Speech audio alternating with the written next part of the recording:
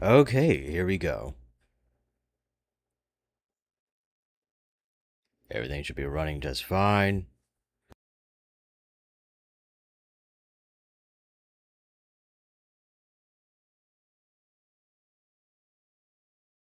Yeah.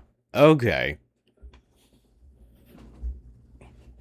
I was a little crunched for time, but here I am. Anyway, and here we are. The 20th weekly roundup. That's big. At least I think that's a big deal. So, we're just gonna run this like how we run all of the other weekly roundups. I do have sort of a Red's introspection to the game Beyond Good and Evil. And we're just going to look back into the previous streams of the week, review them, talk about some background stuff. And as you may noticed, I have spruced the place up a little. Not as much as I would like, but it is a little bit. Just wanted to make it just a bit cozier, you know? So here it is.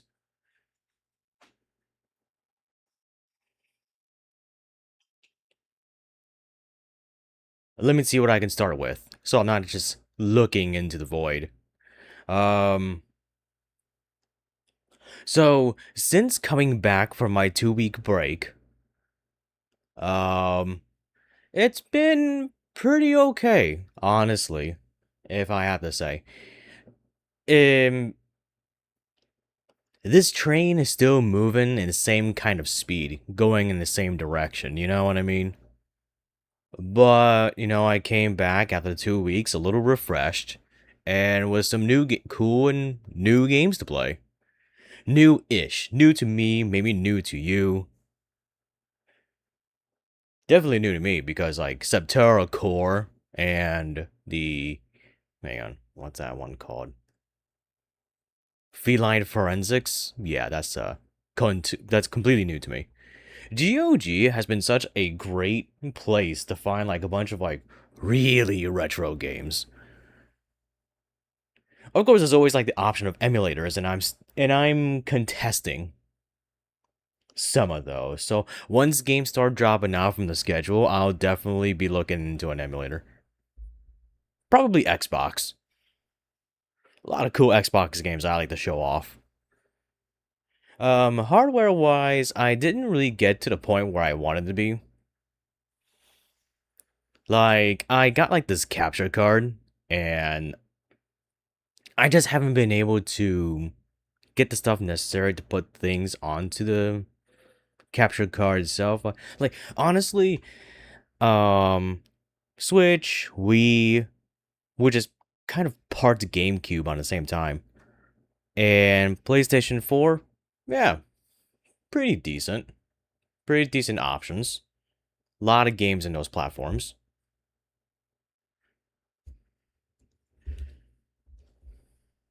As I'm talking, I am typing stuff. So if you hear like weird sounds, that's what I'm doing because I was kind of caught a little lacking on time.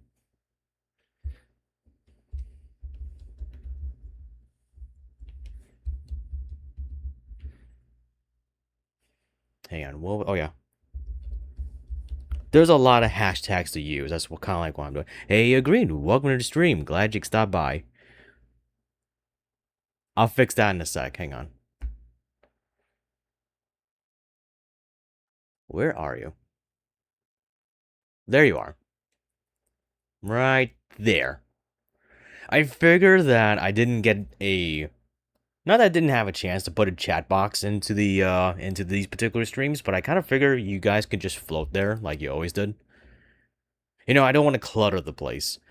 Hey, Mimi, welcome to the stream. Glad you stopped by. Yeah, there it goes. Yeah, see, that's weird. Okay. Uh, Crud, I forgot what I was doing. Okay. EN. Just some last minute, like, button pushes here and there. Okay, so we got that rolling. All right, so I want to start off with talking about our latest playthrough for Beyond Good and Evil, because I think I have a lot to say about that. Let me go see if I can find it. Really, I kind of just put the streams up here, like for like visual aid. I wanted to have like an even bigger conversation about Beyond Good and Evil 2, but I decided to skip on that. So we'll just talk about the game that we played. Let me get this rolling. Yeah, it's the last one. Okay, so to sort of give a more, like I said, Red's introspection into the game, I want to try and paint like a picture for how I feel about this game. So here it is. So imagine imagine a sniper, right? They're high up on a building and they see the target, the perfect target. Everything was calculated, they're well trained, and they have the tool to complete the job. They take aim, carefully, aiming through the scope. It couldn't be any more perfect. They take a shot, but something goes amiss. Either a sudden wind change, the sniper sneezed at the last minute, or maybe technology just didn't meet up with the sniper's skills. The bullet veers off midway, misses the target, near the end. If you imagine Ubisoft being like the sniper and the target being the perfect game, this is kind of how I feel about this game, about Beyond Good and Evil. Here's the thing. I have played a bunch of games, right? And there are very, very few that I would consider subjectively being close to as the perfect game as possible. And this is one of them. Very close. The only other one, I have two others, but one may be more objective. Well, no, I'm sorry, not objective. I'm so sorry. Might be more subjective, but I do mean that Yakuza 1, the OG one, all the way on the PS2, it had English dubbing and everything. That game is pretty damn close to what I would think the perfect game would be too. Now, there's just something about these games though that, of course, what you would consider the perfect game is completely different, and that's completely understandable. The whole perfection doesn't exist. The whole thing is subjective. But I'm just looking at, right, through a critical lens. I'm just looking at, the balance of gameplay. I'm looking at balance of story element, extracurricular stuff. I'm looking at upgrade paths and everything, right? That's what I'm looking at when I'm looking at these two games. And there's something about these games, however, that just veers off. And this game really hit me with that the last time I played it. It's a really good game. Like, the playthrough I had on the channel is literally the first time I've ever played this game. I've never played it before than what I did. And I used to hear about this game occasionally. Not that it was being like revered or fans were just roaring that this is like the greatest game ever or something like that. I did hear that occasionally, and I figured I may as well try it, right? It's a cult classic for a reason. Does that even work for video games? I'm gonna use it. So I tried it, and you know what? It is. It's a really good game. It has just a bit of everything, but it's so well woven that one thing does not overshadow the other. However, there are, some of these might be just pet peeves, but I do think it does take away from the overall experience of the game. So let me start with like the good stuff, right? The game is exciting. Very beginning of the game, right? It does like there's no chance to relax. The lighthouse is being attacked by aliens. Children are being kidnapped. You have Jade with her stick. You're fighting aliens. It's slow motion. You're doing like some kung fu shit, and beating up aliens. Paige comes out of nowhere. You fight a big boss. There's this whole thing about like the government has like the secret force. Well, not a secret force. I shouldn't say that. An overwhelming force that are supposed to protect the planet. And there's a lot. And then it goes into like a plot where you're invited by like an underground rebellion group that's like, hey, the military guys are, a bunch of scumbags. We gotta reveal them, and that's where you come in. And then you do that, and like throughout the time you're doing that, you're going through like first, um, the main part of the game is taking place on, man, I forgot the name of the place. I'm sorry, Halion. Anyways, the world that we're in now, it's very reminiscent to having like a hub or something like that, or just like a sandbox kind of area that you're stuck in. Like, the other game I mentioned, Yakuza, you had Kamurocho. Yeah, okay, you play any of the Yakuza games, you know what that is. Like you play enough of them, or you play them long enough, you know where everything is at, right? They sort of build a hominess with the in-game area, and I think they almost did that with this game. They almost did that as well. And another thing I want to say about the exploration is that taking pictures of stuff is fun as hell. Easily one of my favorite things about the game is taking pictures of the animals, of the citizens, you're cataloging things, you're making a lot of money, which I will talk about in a bit. In like its own economy section.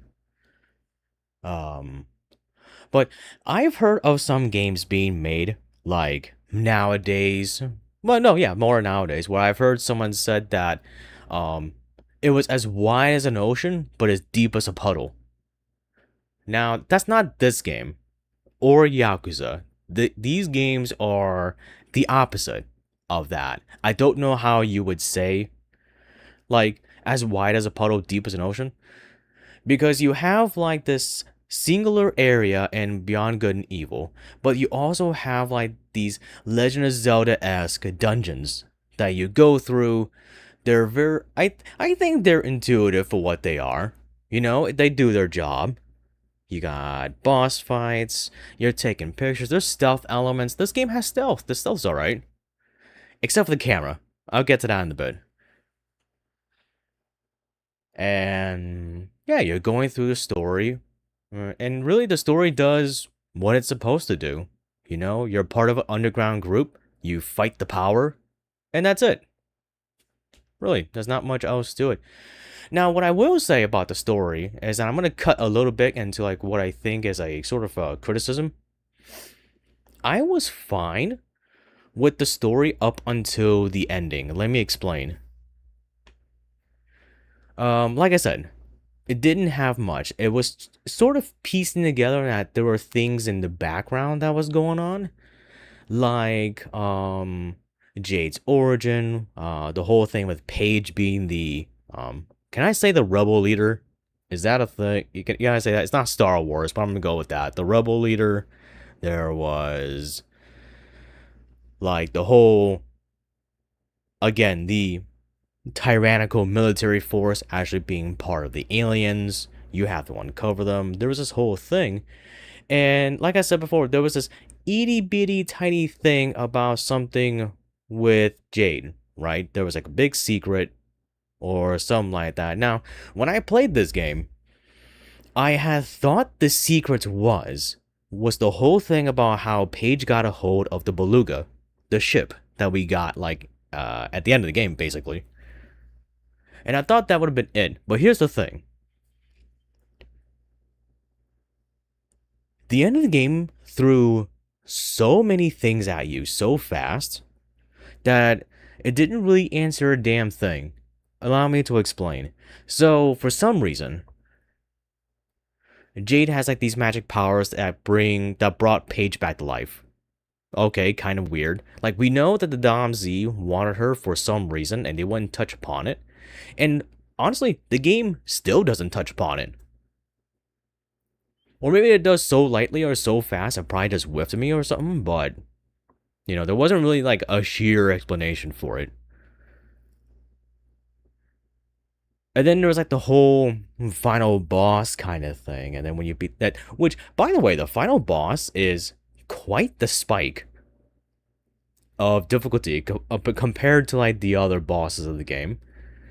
But once you beat it, and there's that whole confusing. Maybe I can get into it. Wait.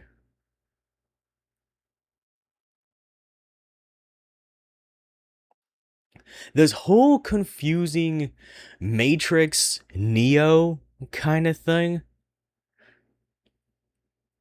And it's kind of hard to follow up on, and I don't like the idea that I have to try to interpret this. I'm not into that. Especially with this game being in the way that it was, that I didn't have to. They were just sort of like, there's a mystery, oh, you solved it, there's the answer. That kind of thing. But this just feels kind of cheap. And actually, Paige's resurrection was kind of cheap too. Don't get me wrong, it would suck if Paige died, but I just kind of wish they would have brought him back in a completely different way.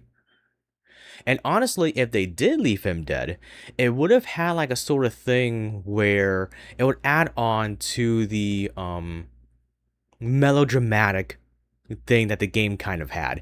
Like back when the lighthouse gets destroyed and all the kids get kidnapped, that was kind of hard, That was kind of deep, they had like this whole emotional kind of thing, and honestly, I was into it, it looked like a movie. The thing about this game, it has like very cinematic ways of going about with some of its cutscenes, or some of the ways that how like the scenes are written or done. It's very much like a movie. But the thing is too, is that it's interweaved with the gameplay in a way where it doesn't overshadow the gameplay. Where modern games, I feel, do the complete opposite of that. It sits in a weird spot. I've played games, right? PS1 era, PS2 era, middling PS3 era, where they wanted to make games. You played the game, and then there was like a weird schism at some point, where game companies just wanted to make animated movies that you just happen to play along to. This game is somewhere like split in the middle.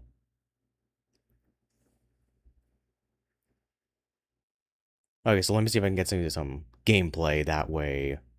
Yeah, right here, right here. We'll just do it right here. Anyway, and with all the information given to you that fast, and that you have to interpret the thing itself, I feel like it just went against the spirit of the game, and I'm kind of wondering, development-wise, were they like super pinched for time or something? Because it honestly doesn't even seem like an ending to me.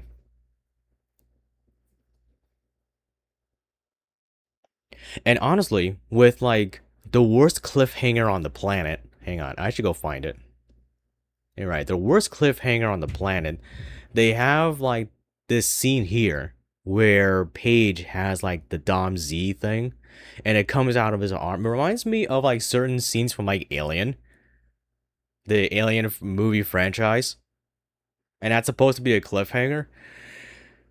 One, this sucks. This has very big implications, actually, but I probably won't go over them.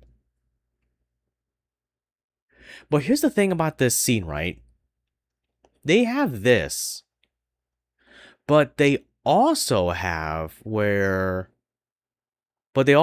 idea where they have like the Beyond Good and Evil 2 has been in development for a little over 15 years.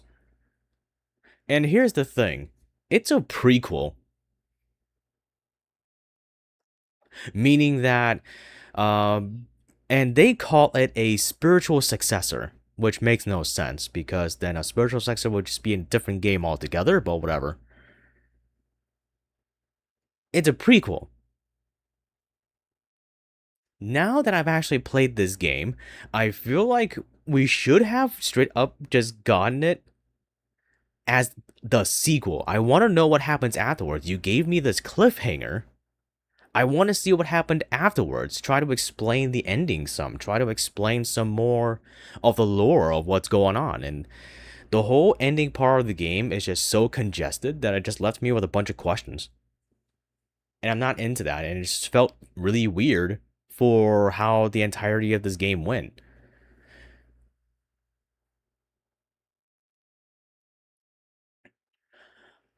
I also kind of wish we had more time with the spaceship. Like I really did like playing around with the spaceship, but I needed more time.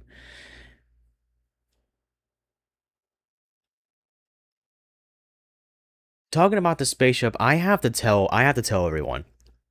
I Before that this stream here, I went on the 2 week break, of course. I was playing the other games earlier this week, and in the background I'm playing this game trying to get enough pearls to afford the space engine thing, the thrusters. It was a pain in the ass. And this is going to lead into another one of my criticisms. So here's the thing, right?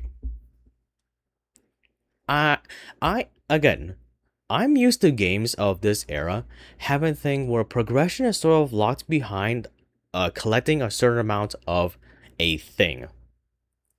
This game has pearls, Ratchet and Clank had golden screws, etc.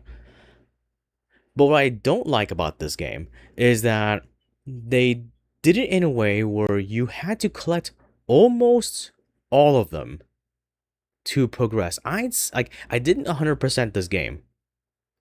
I would say 97%.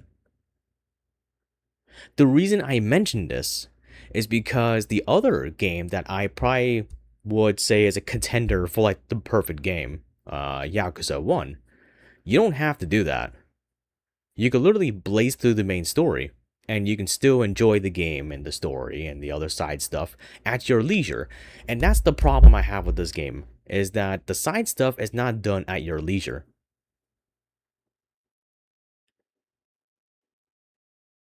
That's another like mark right here, right there.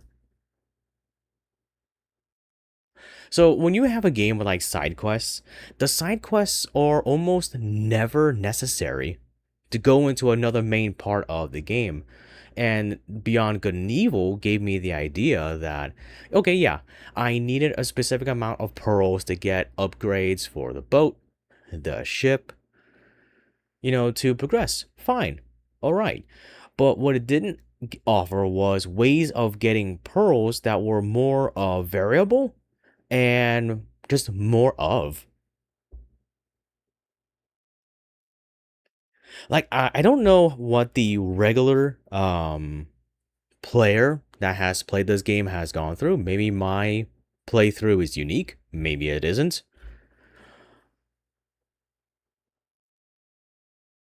I don't know. I just like I said, I just wasn't into that.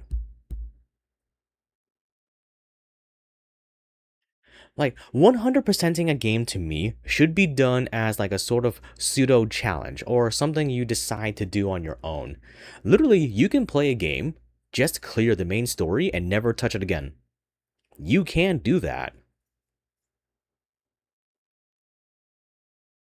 Not that I mean that I would have done this with this game. I probably would have done some of the side stuff more if I felt like it was side stuff and there was more of it. Because when I was collecting the pearls, like off stream, I had to do like, I had to do the races a few times. I had to do the one where you had to chase the other vehicle, which was very much a race.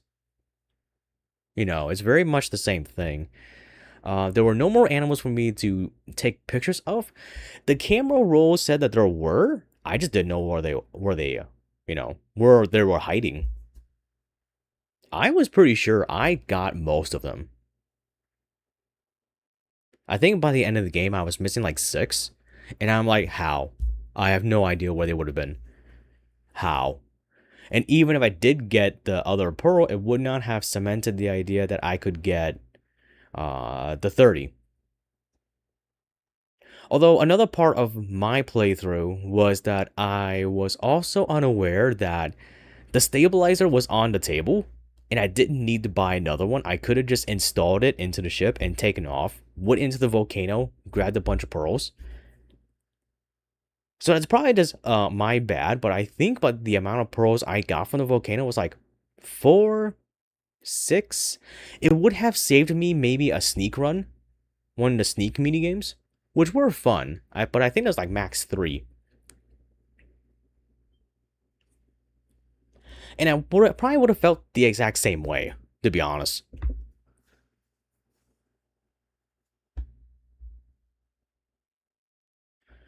Let me see. I think another grief I have with this game is that the horrendous camera.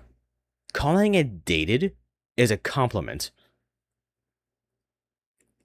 It's not the worst camera I've had to deal with in a video game, but it's pretty up there. It was pretty bad. It was one of those games that I wanted to blend you being in control of the camera, like third person, and like, man, what is that called? Like Resident Evil. You know what I mean? That kind of camera angle. Like, I had areas where it was both, but then when it went to like Resident Evil mode, it didn't show you enough. And then when it went to snap into third person, the camera got wonky. For some reason, got really close to Jade, and I have no idea why. I don't know, the camera was awful. Again, these are my experience with like the original version of the game. This is not the 20th anniversary, which is available in, well, anywhere. You could probably get a game. So I got mine as like, this is like the OG OG. This is the one you probably would have played on the Xbox. So I'm just going with this. Let me see. What else can I talk about? Again, the exploration was fine. A lot of the game was actually good. The combat was fine. I'm not going to say it's the greatest combat ever, and I feel like they probably could have done just a bit more. You know? They probably could have done just a bit more. They could have given us, like, upgrade the staff, gain new moves, something like that. I don't know. I'm not a game developer yet. But yeah, I feel like the combat just does what it does. It's not the focus of the game. It's not an action game. I understand that. So the combat does what it does. It's fine. It became really weird at the final boss because it had like that weird hit him before he hits you kind of thing, and for some reason the final boss was a hell of a difficulty spike compared to like the rest of the game. I have no idea why. At least that's the way it felt like to me. Maybe some pro gamer out there is like, it was the easiest boss ever. I'm like, whatever, man. Let me see. I feel like I'm going lightning fast. It's only been like 30 minutes. Holy shit.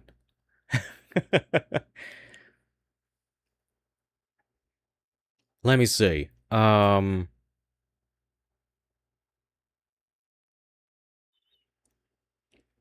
don't know. I just feel like for the entirety of the game that I was like just going through, I feel like the ending was like such a roadblock that it kind of, I don't know, it kind of stymied the rest of the game beforehand. That's the way I feel. Like I said, they found the mark, they were almost there, but something happened near the end and they just veered off. I have no idea what it was. I didn't look up the developmental history of the game or something. It's just I wanted to play this game because it seemed like everyone else played it. So I want to play it. I'm not like that with everything. Of course, I'm not going to play Mecha Chameleon or anything like that on the channel. It is this game in particular. Let me see. Of course, everyone is welcome to jump in, with their own opinions too, as I'm yammering on.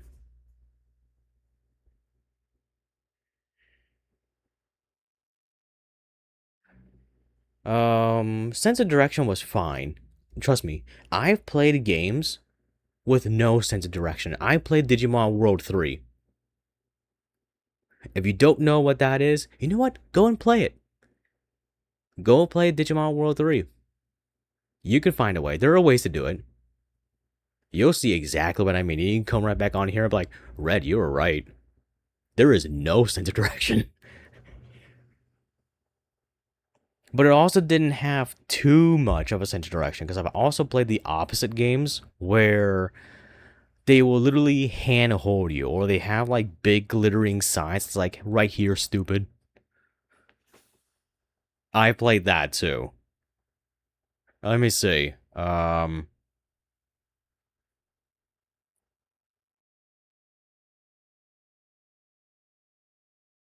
Yeah, I don't know. It's like I feel like they had a vision and something happened to like somewhere mid late development and it kind of affected the rest of the game. Like right after fighting the beluga is where I feel like it fell off. Again, it could just been my playthrough, but I feel like once you find the beluga, the game is kind of over. That's just how I feel.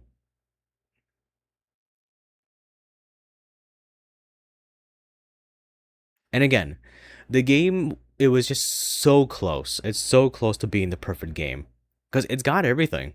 Like I said, to me personally, and I would argue objectively too. Like it could have been there, and I think again, the OG Yakuza is contending for that spot too. Now I know there are two complete different games, two complete different genres with complete different stories. I'm looking at like mechanically what it's giving to you, the player. Decent gameplay, other things, side stuff to do. It's giving you a decent story. It's looks okay. Honestly, graphics is not a big deal to me, but Beyond Good and Evil actually looks really good. Yakuza 1? Nah, not so much, honestly. It looks like Final Fight Streetwise.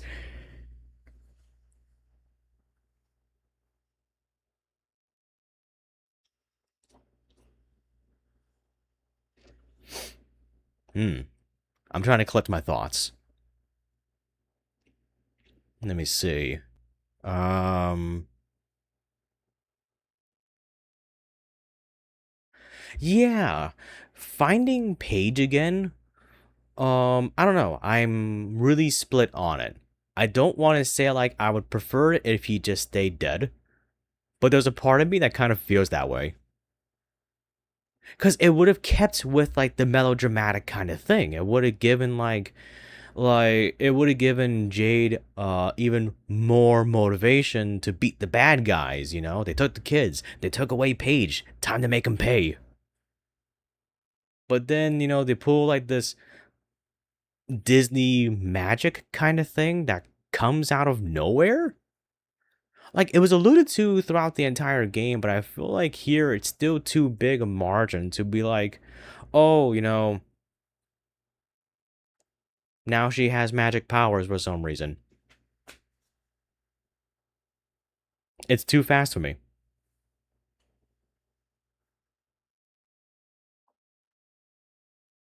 Yeah, see, it's like right after this. Then it's like, oh yeah, Paige is alive. Wanna know why? Because for some reason Jade has magic powers. Like, huh?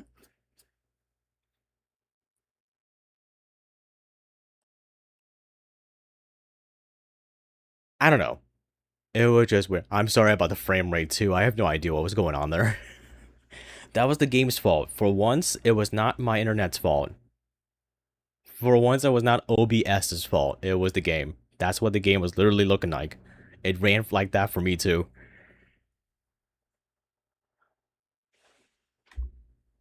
Like, I don't know. It's just, I'm glad I beat the game. I'm glad I finally got to play it. Don't get me wrong. I would still suggest it. I would still suggest everyone who can play the game. Although I would advise getting the 20th anniversary version. Don't do what I did. Don't get OG. Like, for one, if you're streaming it, this was awful to stream. At least I would believe the 20th anniversary one would be a bit more flexible and looks a hell of a lot better. I've seen YouTube videos.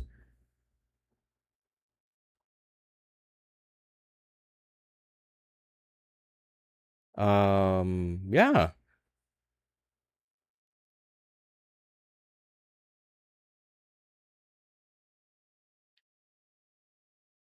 I guess that's really it. That's really more my thought pattern on the entire thing. And like I said, with my earlier sniper analogy, that's how I feel about this game.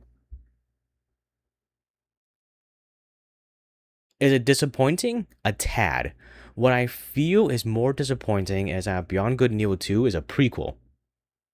It would have been interesting to have a sequel where we could like learn a bit more about what's going on and like in the lore, the story, what you can fiddle with Jade's magic powers.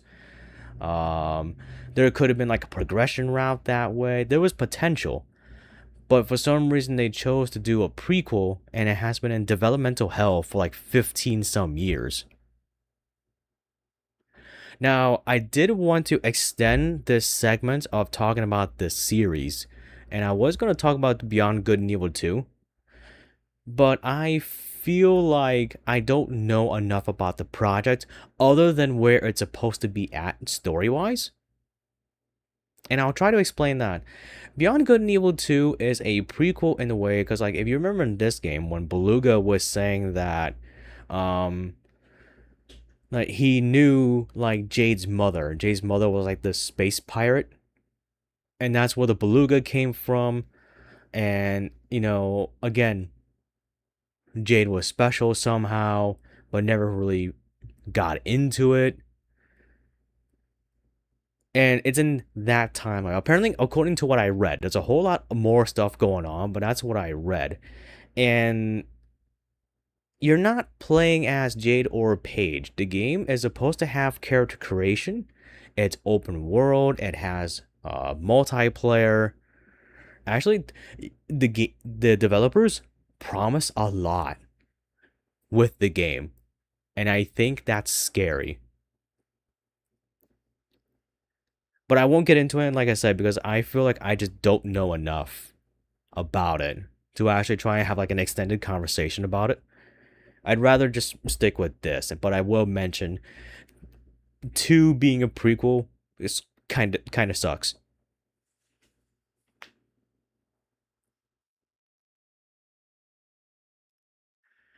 Whew. All right, so let me see. Um, well, since we covered this already, I guess during the weekly roundup segment, I can probably just skip this game then,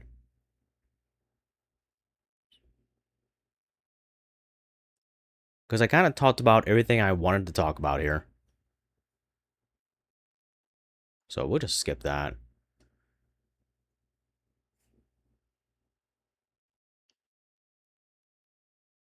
Let me see. Oh, I do want to mention that I am coming up with new costumes that of this redesign. I wanted to maybe not with pictures, but I do want to say that there are more costumes coming. I have a Halloween costume planned. I have remakes of like old ones. The Sloppy Burger Daddy apron is totally coming back. I'm just trying to figure out how to do that with my new plan. Because what I have is that I have like a base for myself that's clothesless, and I make the clothes separately and then just paste it on, and it's been working so far.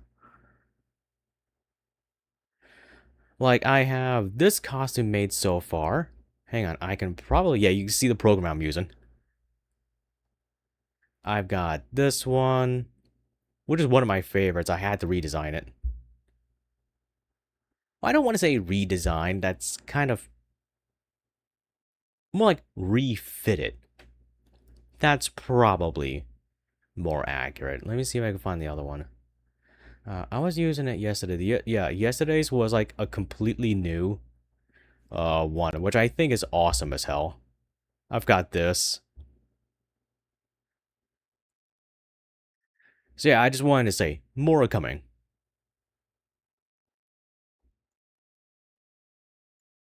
Oh crap, now I gotta find my here we go.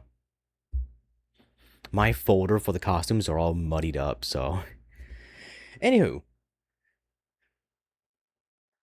So I guess we'll go into the weekly roundup segment. Here in this segment, we go over the previous streams of the week.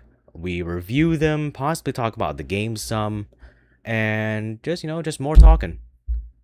Because that's what today is. Today is a talking game. Day. Bleh. So starting on Monday, we started the streaming week after the 2-week break. Oh jeez. Is this game like really? Sorry about that. Anyway, we started the new streaming week right after the 2-week break with a game I just happened to find on GOG. I was looking around because I like point and clicks. I want to share point and clicks, and this one came up. And I'm like, this gives me Inspector Waffles, kind of, kind of thing.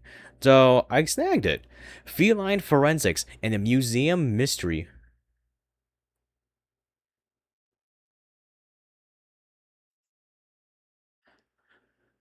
What I think, I don't even know how old this game is, to be honest with you. I don't know how old the game is. It could have been new by the time I got it. I don't know. What was a shame is that I had to find this game accidentally, so I feel like I kind of had to show it off. Because, I mean, look at it. Look at it.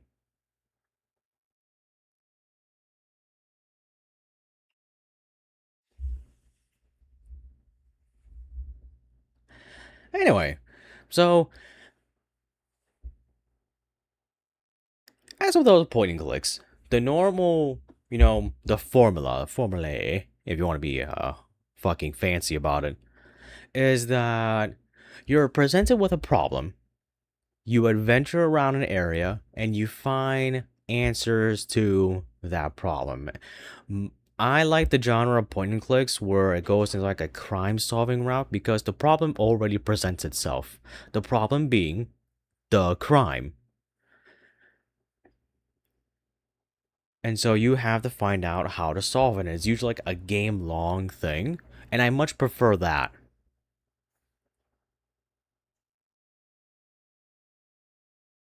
I think this game is pretty much run of the mill. We didn't really talk to much of the NPCs much. I think we spoke to what, 2 of them? We found the scene, the crime. We learned how to play the game, which I gotta say, it has too many buttons. It has too many buttons to push. There's like 4 buttons for different kind of like tabs. There's this thing, there's the evidence drawers, there's the very duck detective-esque sort of thing where you have to put the story together, which I think is cool. Hang on, maybe I can find it. Yeah, this. It's too many buttons to push. Look, Q and E shifting like tabs for certain words that you find. You have to push the button, 1 click, go over to the spot you wanted to push it again, 2 clicks. It's too much. Too many buttons. And look, there's a bunch of other ones too here. There was stamp, there's erase, there's go back. It's too many buttons.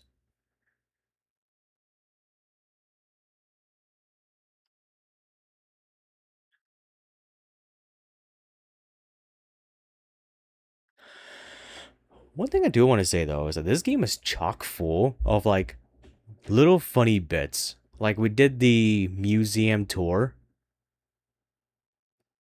and I thought it was great. Like this was awesome. I spotted that from across like the room. Anyone that's played Legend of Zelda, you know what these are. I mean, not Legend of Zelda. I should be more specific because there's a lot of fucking Legend of Zelda games. Ocarina of Time. I'm pretty sure it's Ocarina of Time. You played Ocarina of Time, you know what these things are. And I think that's funny. Later on, I had to get used to the idea that you could turn the camera, even though the tutorial legit just told you, hey, dumbass, you can turn the camera. I just forgot.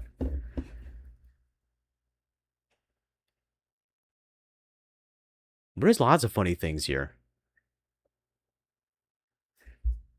And I kind of dig that. I dig that. Look, we all have got inspirations from video games, right?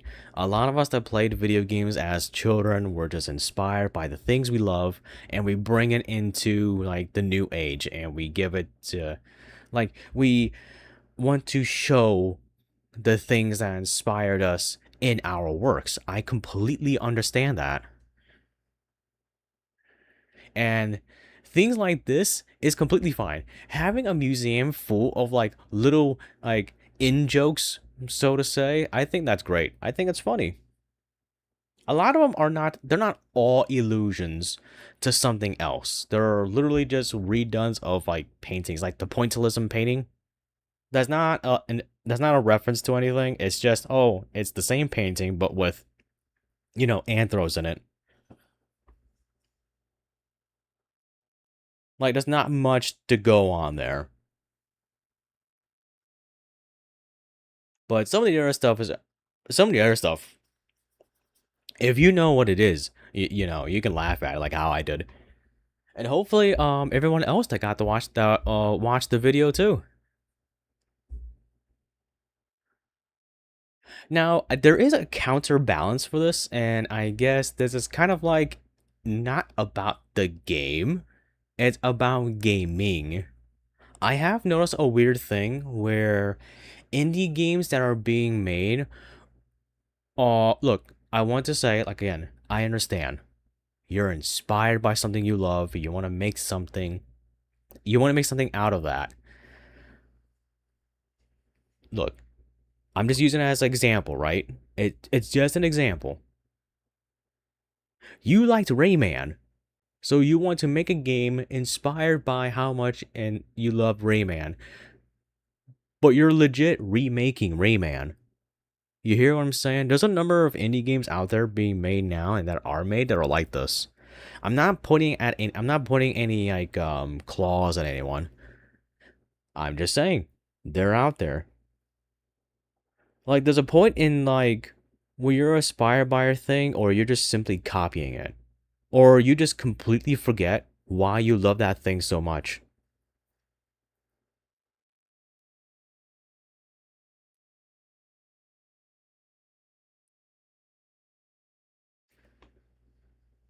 Like, look, one of my favorite games of all time. Not No More Heroes right now. I'm not gonna talk about that. Like Devil May Cry 3. If I wanted to make an action game inspired by how much I love Devil May Cry 3, right? Wouldn't it be weird that I would just be making a game that's basically Devil May Cry 3?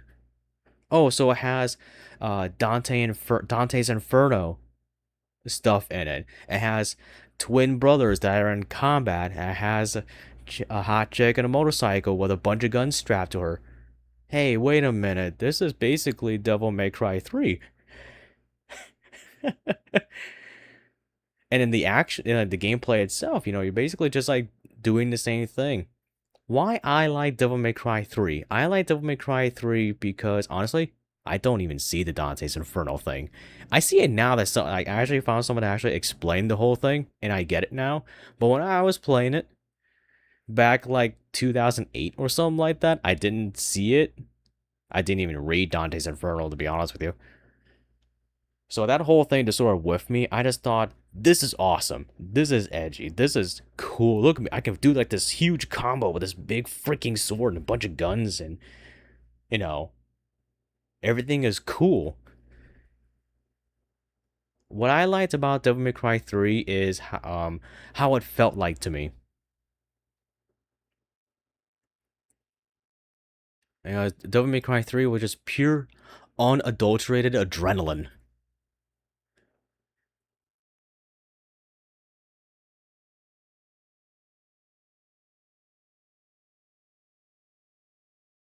And it has like the other things that, games have too, like normal progression stuff. You get new weapons, you level up those weapons, you learn new moves, you progress the game. I think it probably would have really sucked if you had to upgrade the weapons to progress the game. So I'm glad they didn't go in that angle. Looking at you, Onimusha. Uh, Onimusha is a great franchise too. Um, but yeah, Devil May Cry 3 was just based on things were fucking cool. This is awesome. This is cool.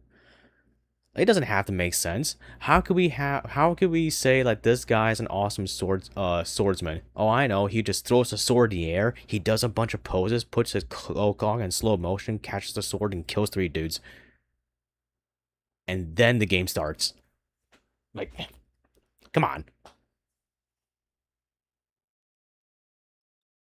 So then it becomes that, you're inspired by Devil May Cry 3, its coolness, its edginess, how it looks aesthetically, maybe a little bit of the combat, and then you're like, well, how can I translate this into something else?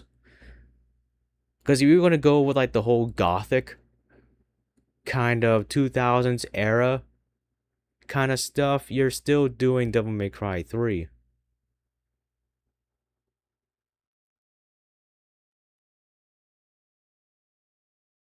I'm just saying that, there should be like a thing about trying to evoke those same feelings, not just simply game mechanics. But anyways, back to the weekly roundup.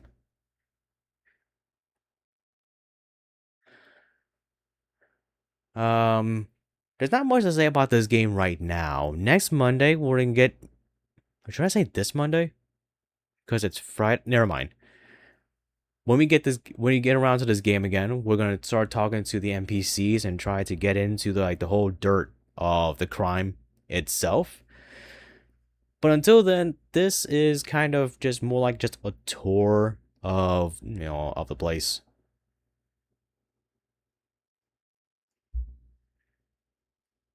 So next game that I played is that we went to part 2 of Septerra Core.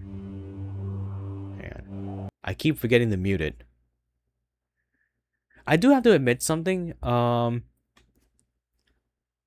course, no one actually noticed, so I guess I kind of just have to admit it here, right? Because no one's like, hey, where'd you get that from? Okay, so let me tell you.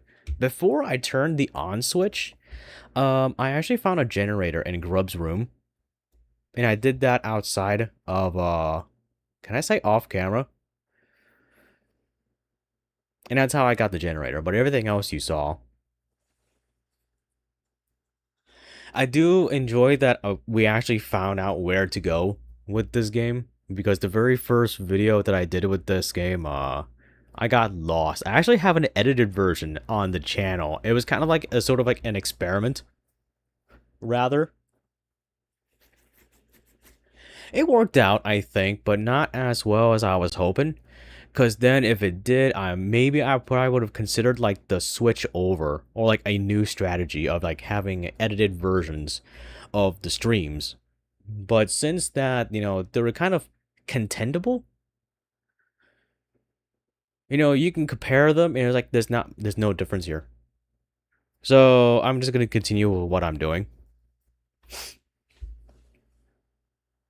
The orientation was different too, because if I would to do with this, like, hang on, like what I do with here, the screen for Septerra Core would have been really small. So I opted to not do that. And I moved the question of the day to the top of the chat box. And I removed the spinning Eye of Destiny advert.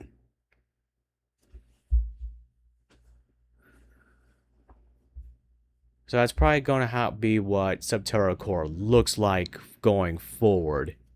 And honestly, I'm excited for playing the game. It's a very interesting game. It's not doing anything unique, but it's doing it in a way where I think it's, sort of trinkling, and I think it's fine.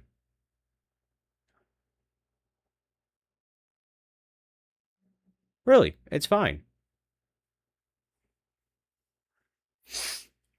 The retro anime JRPG feelings of the game are definitely there, especially with the dialogue.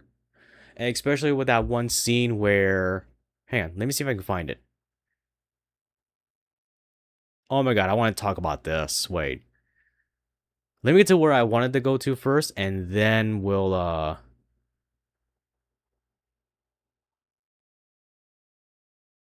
yeah, this. Okay, so I'm gonna say something kind of old fuddy here. This kind of interaction probably would not have gone through nowadays. But this kind of interaction was kind of very commonplace in animes of like the early 2000s and like 90s. Maybe older than that too. You have like a bunch of gross dudes. They say gross stuff and then, usually usually the can I say victim of these verbal assaults is not the hero or the main character. Usually then the hero would just come in, beat the bad guys up just to show how cool he was, and then the rest of the series would just go on. This is just a tad different from that, which is refreshing. We have a party and everybody gains together. It just seems kind of funny because we have like machine guns and like a robot dog. So this boss fight turns into more of like, I don't know, it turns into a skirmish.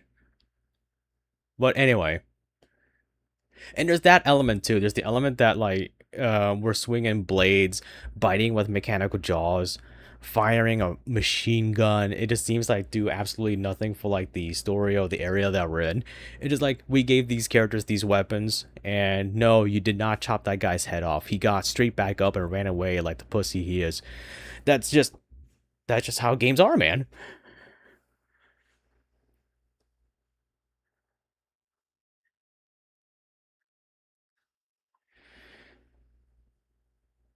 But yeah, this kind of interaction, like I said, was very commonplace, and it's funny seeing it here. Not in a cringy way, mind you. Not in a cringy way. It's not. I don't think it's cringy. I think it's actually quite funny. I think it's funny, more like in sort of in a chuckle kind of way, not in a laughed out loud kind of way. Because you're like, oh, haha, they're going with this angle, yeah, that kind of thing. I like when they have like the chosen one kind. No, I'm not gonna say that. Chosen one is actually fucking annoying. Stop doing that. But there's like some other sort of things that are like that too. Like when you have like the cute mascot creature, and it turns out it's like some mystical god kind of thing, and gives the protagonist power or something like that. I'm like, oh, okay, yeah, okay, I've seen that. Okay, cool, whatever, that kind of thing. There's a lot of cliches, and I don't think we can make better stuff by just completely removing them. I think we just have to start um reskinning them. Does that make sense? Although, of course, we should strive for something as a unique experience, just not be so unique where it's weird.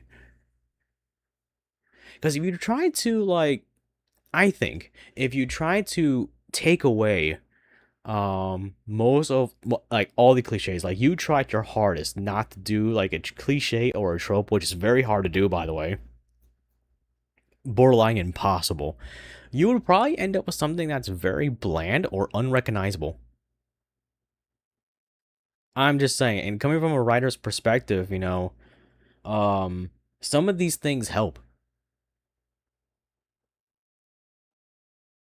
Some of these things kind of help, or sometimes you can take like these tropes and turn them on their head, and it's a new trope. Like for instance, and I'm not pointing fingers at myself or anything like that, but you know how like in an isekai or like in a fantasy game, like say Dragon Quest, right? You're playing Dragon Quest. The main characters are, of course, the main character and the mercenaries that you pick up. I didn't play three, so forgive me if my terminology is a tad wrong. And that's what the story is about. You're going around, you're doing cool stuff, you're having an adventure to fight the Demon King, which of course there's always a Demon King, or evil sorcerer, or a big dragon, or something like that, of course. But then, like, if you had the idea where, like, what if those guys were the side characters, and then you have a complete something, then you have something different. You see where I'm going? Like you can play with it. It doesn't have to. It's not set in stone. And I think that's how we have to do things.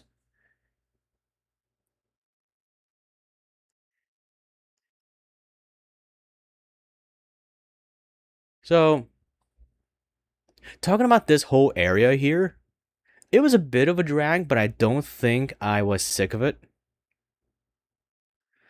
I just feel like I was just, it's really my fault. I was just completely unprepared. I didn't go back to the shop and buy like a ton of potions, which honestly, if you're playing a JRPG or hell, an RPG of any kind, stock up on potions. Always. Don't do what I did and just try and muscle on through because you're going to have a bad time. Just, yeah, just do that.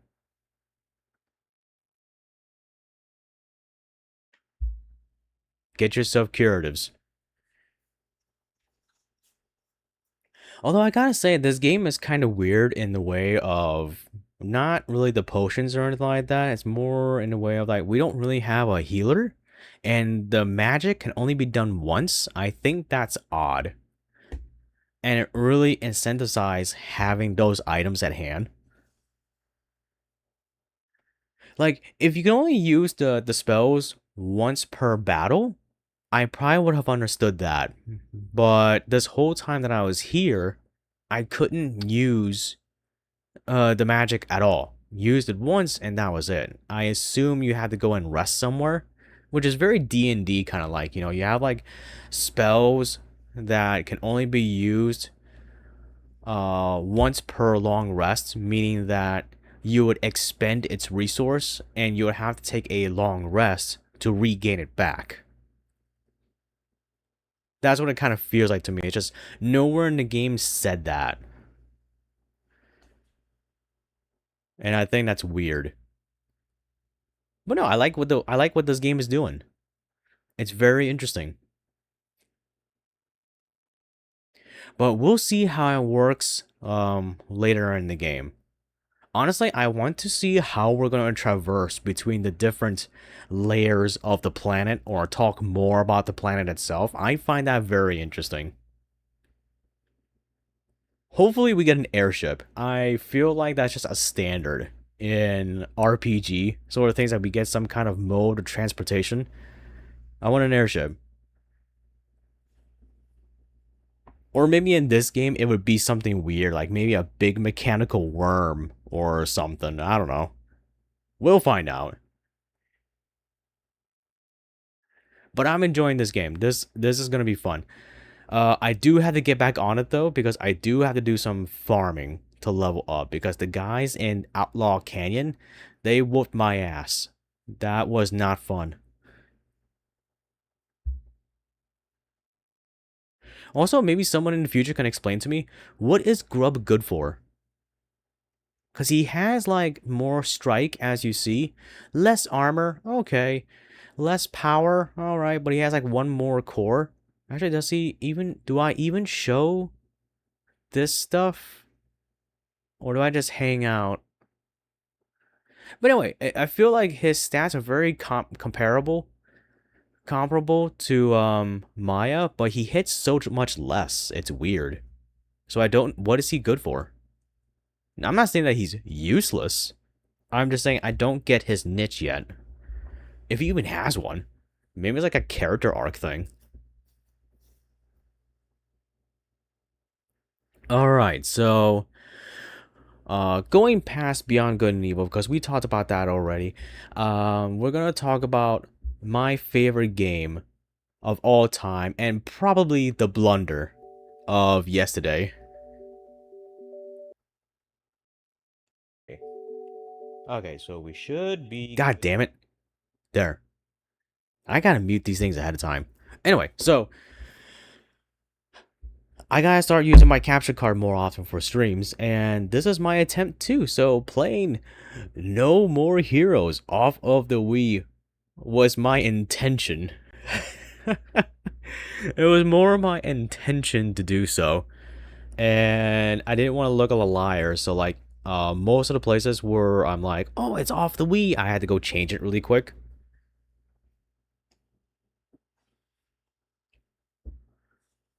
Except for my other account, I left it there, but I quickly explained it. Hopefully, someone would just look at it and be like, "Oh, okay, whatever."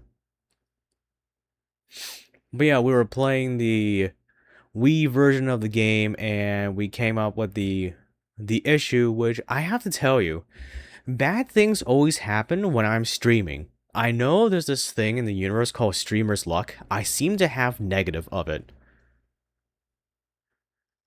Something bad has to happen when I'm streaming. And for this game, it was the Wiimote running out of battery juice. It was working fine. I was testing it. Before I even went live, I'm like, it's fine. I can do this. It'll last for like an hour. That's all I need.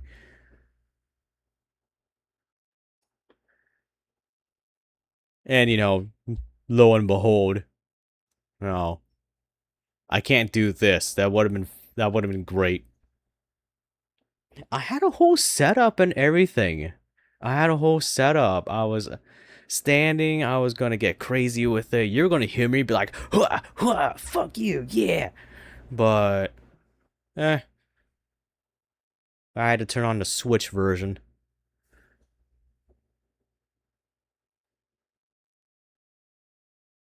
I have to update this, by the way. The intermission screen.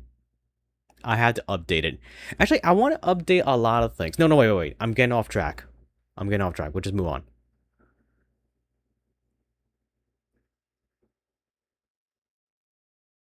Yeah, we just did the Switch version. So with No More Heroes, I basically have all the games. I have No More Heroes 1 and 2 on the Wii. I've got them on the Switch. I have Travis Strikes Again. I have No More Heroes 3, which I have very low opinion of. Uh, and I also have No More Heroes Heroes Paradise, which I might have considered doing if I could stream off my PS3, which I cannot. So, we it is.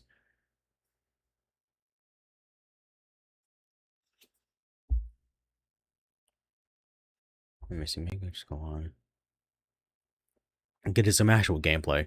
Okay,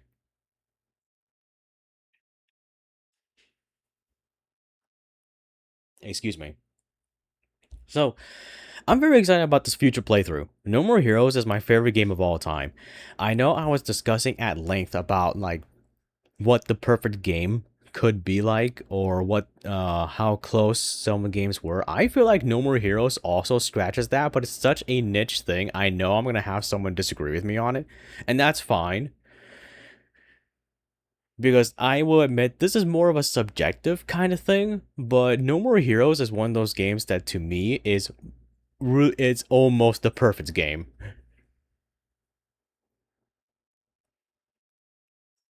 And I just love it so much. It's so fun.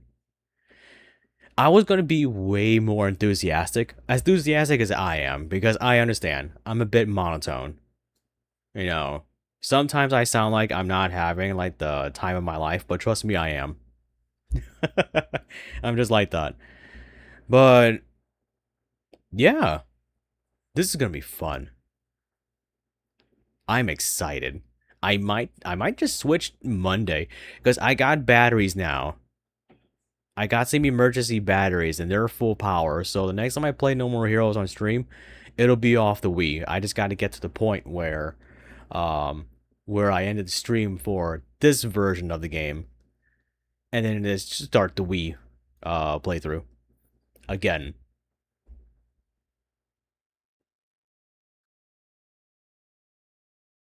Have you all seen a No More Heroes speedrun? It's so funny. I was talking about it when I was playing this game, but to be more on it is that um if you watch a speedrunner for Play No More Heroes, they're almost always doing the counterattack or they're doing the charged attack, the one that takes out multiple enemies, which I think is the low one, the low charged attack.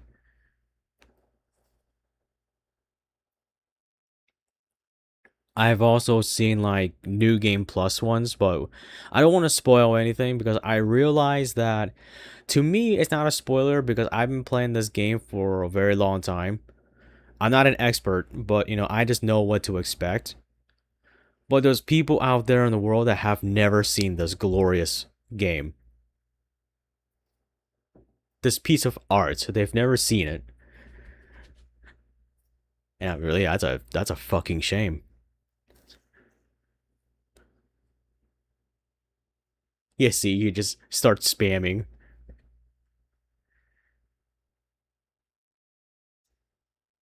That's literally it. That's literally a speed run. It's like when you're watching a Devil May Cry 1 speed run and you just see him like we're just doing the stinger. Yeah, it's kind of like that. It's just efficient.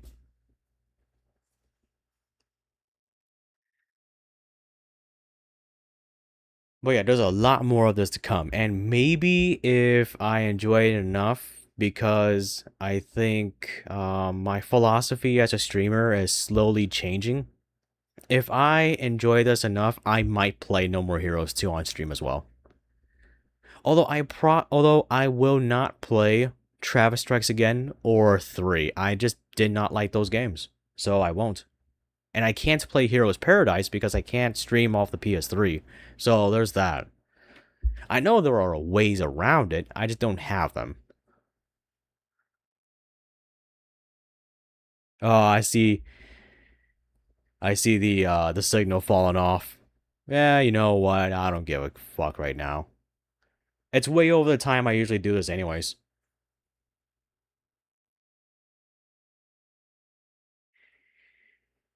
But that's gonna be a red constant. Shitty internet. Yeah.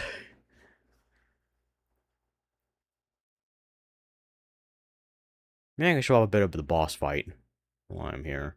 Right after the ultra cheesy, edgy dialogue.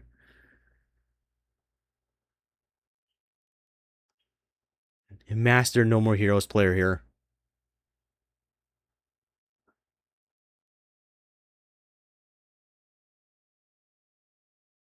Yep.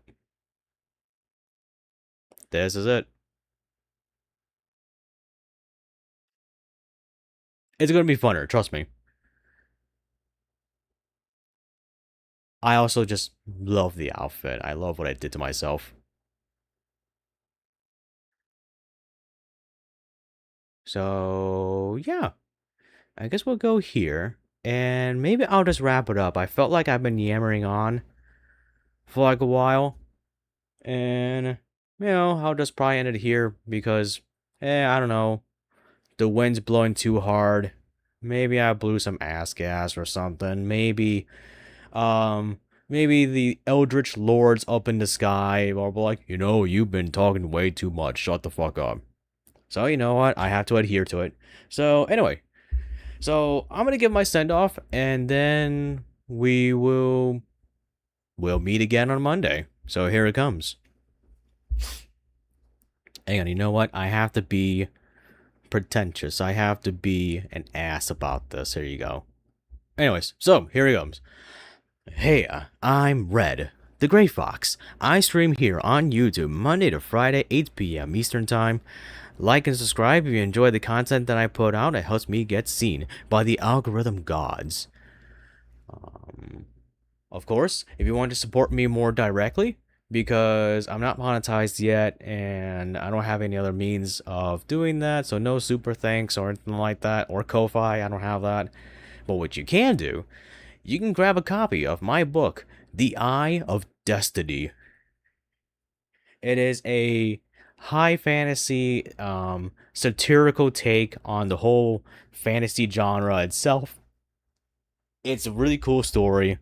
It has no AI. It's got no help from any outside sources, just coming from my fuzzy, fucked up brain. And there's a sequel in the works, so if you want to fund that, help out. And it'll help me out.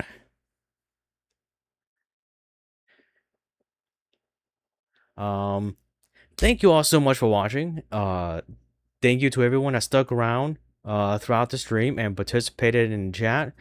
Thanks to everyone that stuck around throughout the stream and lurked. I see you too. I always see you. And thanks to those that came by, stuck their head in, dipped their toes in the water, decided I was still hot and loved.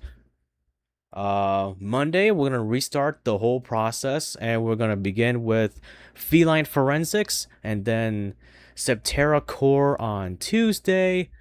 Since I do not have Beyond Good and Evil, I am going to start a new playthrough for. I never actually quite decided. Okay, so I'm gonna start a new playthrough for Castlevania. Oh man, wait, hold up.